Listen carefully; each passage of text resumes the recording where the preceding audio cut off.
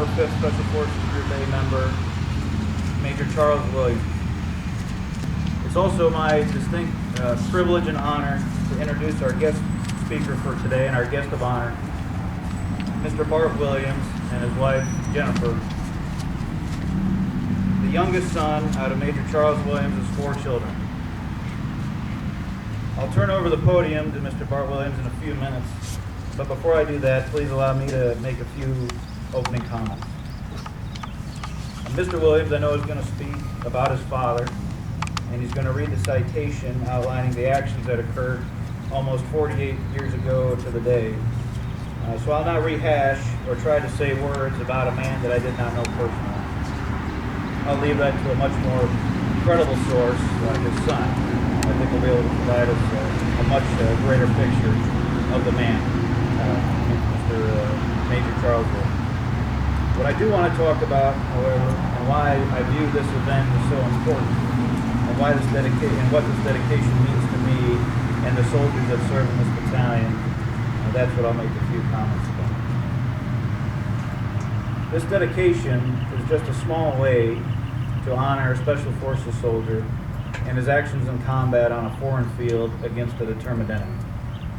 It's a way for us to link ourselves to our history, and a way to draw inspiration, and a way to grip hands with a man that we would all call a hero, although we have to grip hands through the shadows.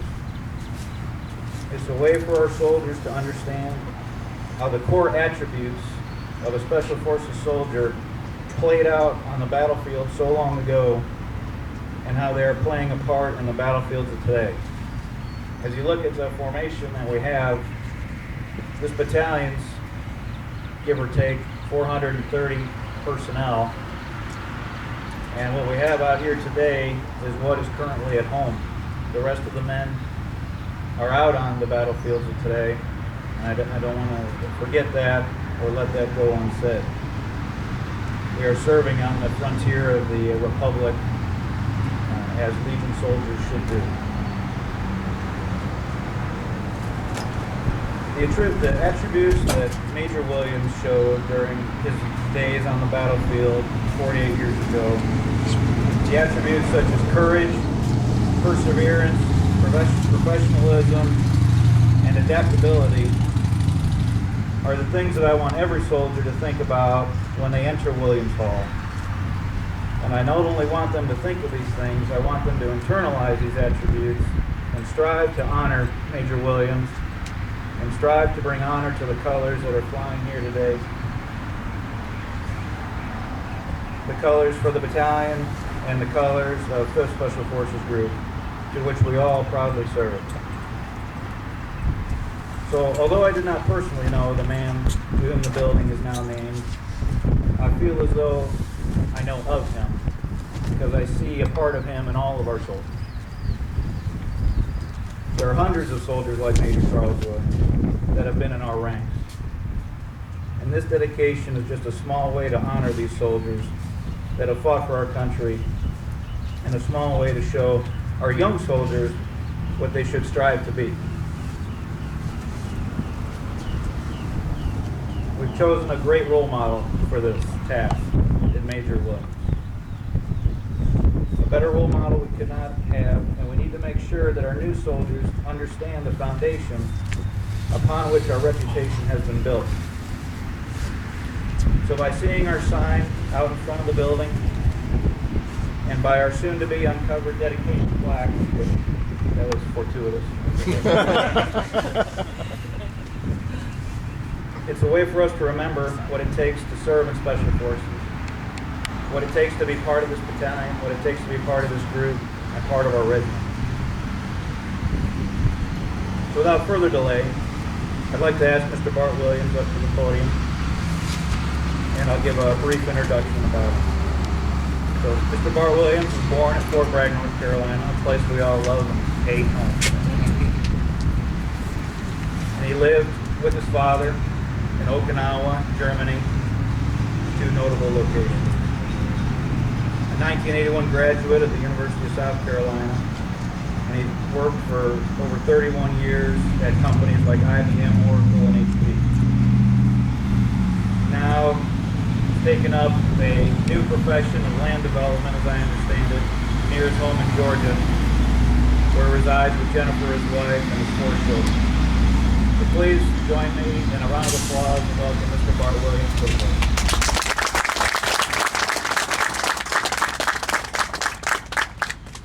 Good morning. Thank you all. On behalf of my wife Jennifer and my two brothers Danny and Terry and my sister Shannon who can't be here. We obviously thank you very much for this honor and for inviting me here today to represent the family. I got to tell you though, you mentioned that I've recently entered into a new field, and that is into the area of property development.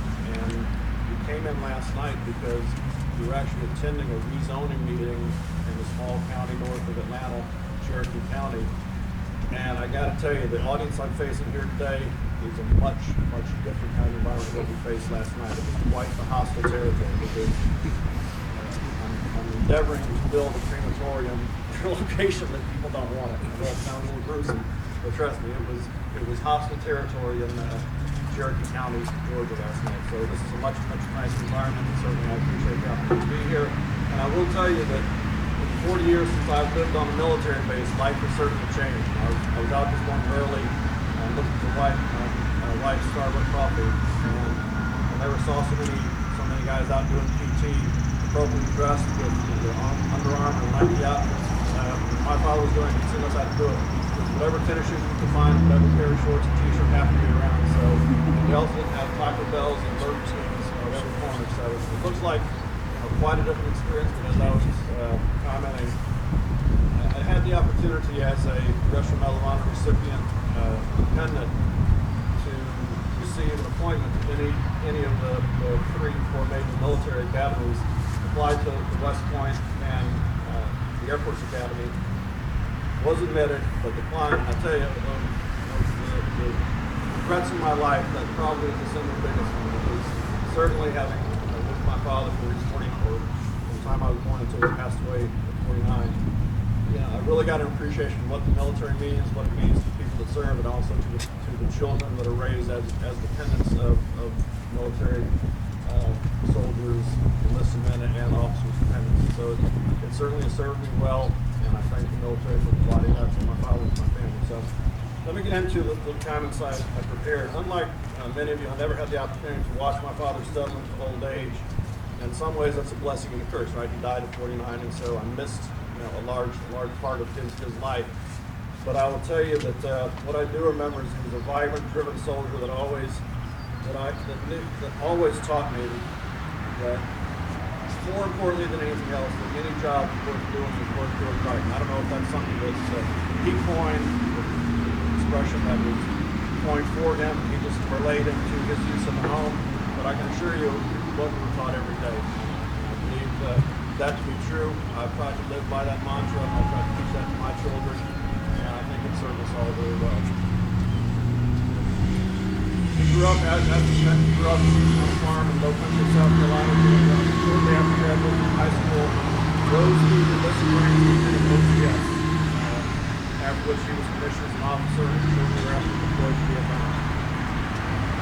As a result of heroism in Vietnam, he received the Congressional Medal of Honor after deployments in Korea, Vietnam, Germany, and Iran, and retired back to South Carolina in 74, working on behalf of veterans at the VA there until his death in 1982, October 1982. While he would have certainly been honored by what's happening here today, it's fair to say that he was much more humbled than honored. He was a very quiet man. What he said, you knew he meant. But accolades and honors were the important thing to him. He appreciated everything we already given him, and certainly made us feel very, very much the same as he did. It's very interesting. I went back and watched. We had the videotape of the Congressional Medal of Honor ceremony on an 8mm tape that passed around the family and stored in attics and trunks. And I finally had it restored a few years ago on video cassette and photograph. It was actually probably about 10 years ago. But I pulled it out and watched it, and one of the interesting remarks that he made in that after the presentation by President Johnson, we told him, with all due respect, Mr. President, I would rather have this honor than be President of the United States, acknowledging it was a comment that President Eisenhower made years earlier. And I really believe he meant that. And the reason for that is, just like today's honor, this is being given by, as a Congressional Medal of Honor, was recommended by soldiers. This honor today is being given by the soldiers of the Special Forces Unit. So clearly, he was driven not so much by the accolades, as I said, but by the respect and appreciation of people that worked for him, worked with him, and that he worked for. So I'll tell you, I wish that he were here, but he can't be. And so, like I said, I'm very appreciative for the opportunity to speak on his behalf. Generally, my father was a man of few words, as I said. He gave attention, but he also gave direction to me and his children, as I'm sure to his soldiers. And he expected me to follow it. I'm sure this was a discipline that was the effect of life of military service. He said things, he expected you to do it, and when it wasn't done, there were certain repercussions. I'm sure you guys can all appreciate. Different than the now, but certainly I'm sure the same still holds true. I'd like to take just a couple minutes. I know the citation is in the folder, but I'd like to read it. It'll take just a couple minutes. I think it's certainly worth everybody hearing if you haven't read it. So, the President of the United States of America, authorized by an act of Congress March 3, 1863, has awarded in the name of Congress the Medal of Honor to First Lieutenant Charles C. Williams, United States Army. Conspicuous gallantry and stupidity in action for risk of his life above and beyond the call of duty. First Lieutenant Charles Q. Williams and Second Lieutenant Infantry distinguished himself by conspicuous gallantry and intrepidity at the risk of his own life above and beyond the call of duty while defending the Special Forces camp in Donzai, Republic of Vietnam, against a violent attack by hostile forces that lasted 14 hours, June 9th to June 10th, 1965. Lieutenant Williams was serving as executive officer of the Special Forces Detachment when an estimated Viet Cong reinforced regiment struck the capital, threatened to overrun it from adjacent district headquarters. The remote personnel organized them, determined the sources of the insurgent effort, and then led the troops to their defensive position in the south and west walls. Then, after running to the district headquarters to establish communications, he found there was no radio operational which could communicate with his commanding officer in the compound. To reach the other compound, he traveled through darkness, but was halted by the effort of the combination of shrapnel in his right leg and the increase in Viet Cong gunfire.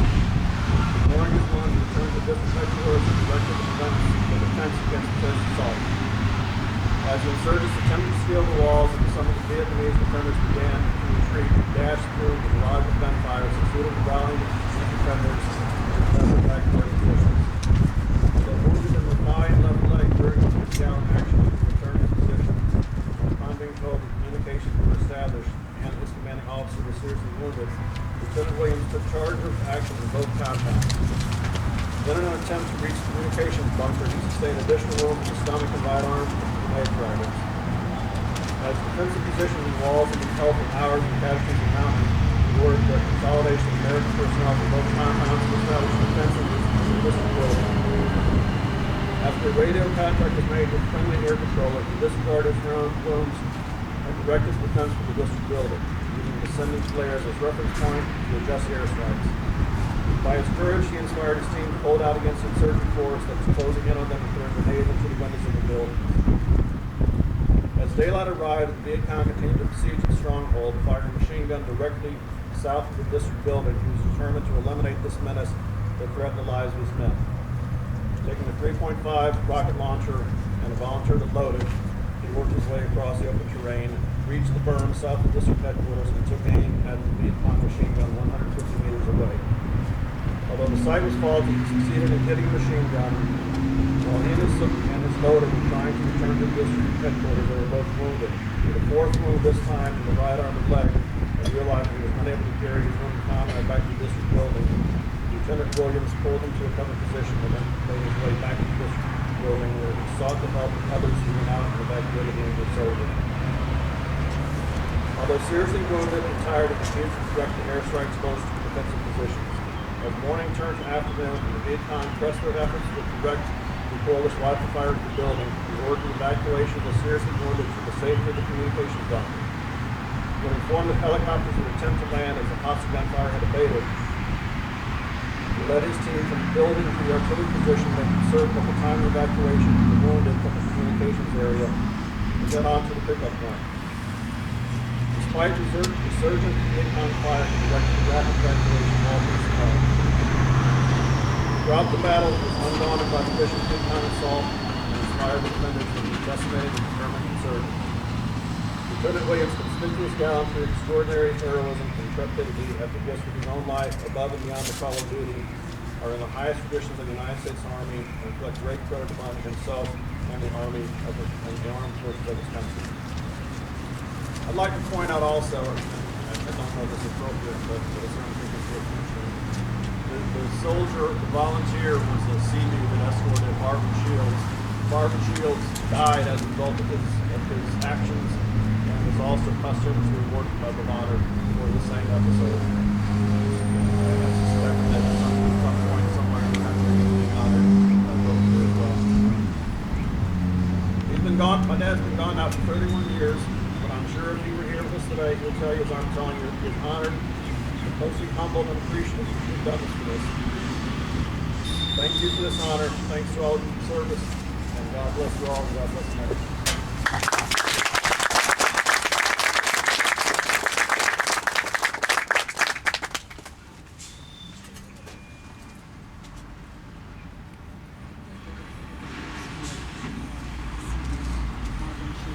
At this time, Colonel Brower and Lieutenant Colonel Hanson will join Mr. Williams in the unveiling of the official memorialization plaque.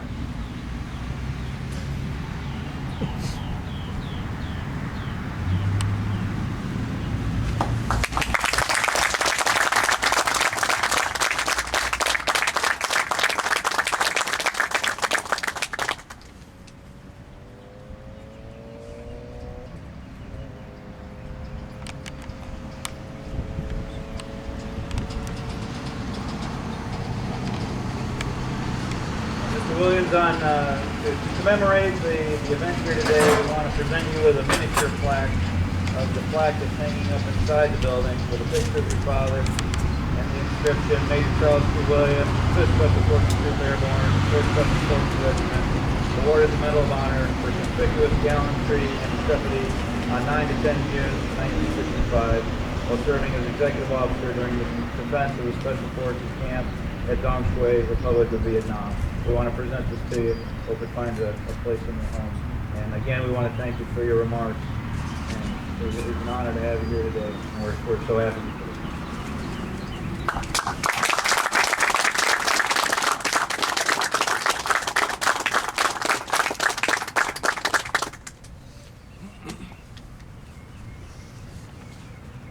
Kelly, attention, home. Ladies and gentlemen, please stand for the playing of the Ballad of the Green Beret from the Army Song.